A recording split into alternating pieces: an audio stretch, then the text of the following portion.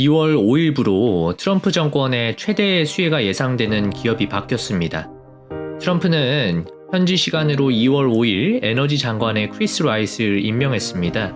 발표된 내용을 보시면 트럼프 대통령과 긴밀히 협력해서 앞으로 4년 동안 그의 에너지 정책을 주도할 예정이라고 언급이 되어 있습니다.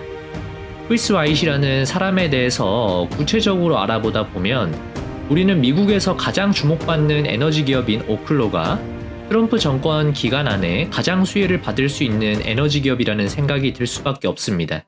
크리스 라이시 에너지 장관으로 임명된 것에는 에너지 분야에서 수십 년을 일해온 에너지 기업가이기 때문이라는 의견이 나오고 있는데요. 핵 원자력 에너지, 태양열, 지열, 풍력 발전, 그리고 원유, 천연가스 분야에서의 경험이 있는 사람이고 무엇보다 핵 원자력 에너지의 중요한 인물로 알려져 있습니다. 에너지 정부에서 공식적으로 발표한 원문을 보면 크리스 라이트 장관의 취임은 미국 에너지 주도권의 황금 시대를 열 것이라고 이야기를 하고 있죠. 에너지부에서 라이트 장관의 핵심 목표에 대해서 정리를 해놓은 자료를 보면 이렇게 나옵니다. 오랫동안 기다려온 미국의 에너지 부흥은 트럼프 대통령 행정부 동안 반드시 시작되어야 한다. 세계 에너지 수요가 계속 증가하는 상황에서 미국은 저렴하고 풍부한 원자력 에너지의 상업화를 주도해야 한다. 에너지부는 차세대 원자력 기술을 빠르게 도입하고 해외에 수출할 수 있도록 적극적이고 창의적으로 노력할 것이다. 에너지부에서 발표된 이 내용들을 보면 미국에서 트럼프 대통령이 얼마나 원자력 개발을 큰 과제로 생각하고 있는지 분명하게 알 수 있죠. 크리스 라이트는 오클로의 이사회 구성원 중 한 명이었습니다. 이번에 에너지부 장관으로 임명되기 직전까지는 말이죠. 장관으로 임명이 되면서 오클로의 이사회에서는 사임을 했습니다. 그래서 시장에서는 오클로가 이번 트럼프 정권의 에너지 정책에 있어서 핵심적인 역할을 하게 될 원자력 발전의 핵심 기업이라고 생각하는 모양입니다. 이뿐만 아니라 오클로의 경영진 구성을 보면 이상하게 제 가슴이 두근거리는 엄청난 기대감 같은 게 막 생기는데요.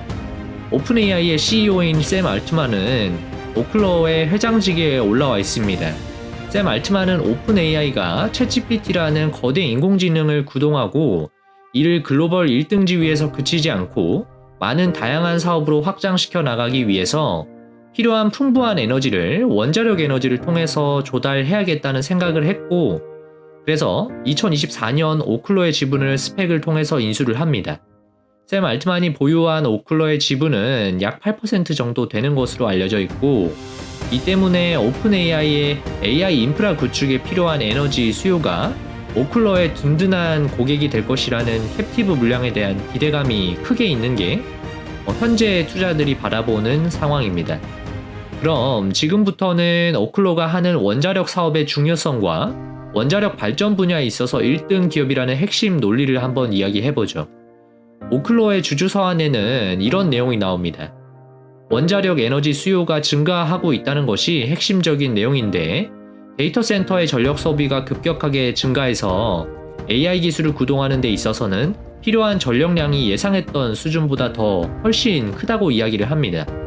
이에 따라서 마이크로소프트, 구글, 아마존과 같은 빅테크 기업들은 원자력 에너지를 도입하고 있고 최근 몇 달 동안 이런 빅테크 기업들이 새로운 원자력 발전소 건설 계약을 체결하고 기존 원전을 재가동을 추진하고 있다는 내용들이 발표가 계속해서 되고 있는 상황입니다.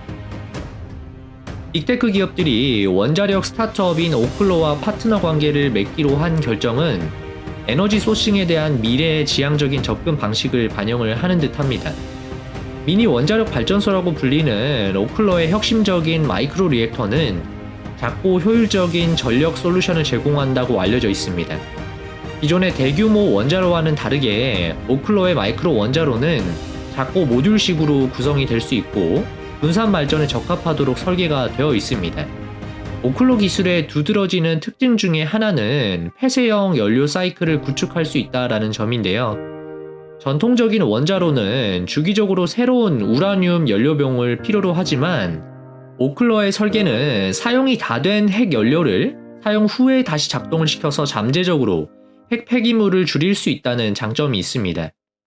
미국의 트럼프 대통령과 더지부의 장관으로 임명된 테슬라의 CEO인 일론 머스크는 정부의 효율성이 낭비되고 있다고 지적을 하면서 비용 절감과 효율성 증가를 강하게 목표하고 있음을 밝혔습니다. 지난 영상에서 제가 언급을 했던 트럼프 정권의 첫 번째 행보인 스타게이트의 핵심 인물 3명 중 1명이 샘 알트만임을 생각을 한다면 이 모든 연결고리는 어쩌면 오클러에게 어마어마한 기회가 만들어지고 있는 게 아닌가 생각이 듭니다.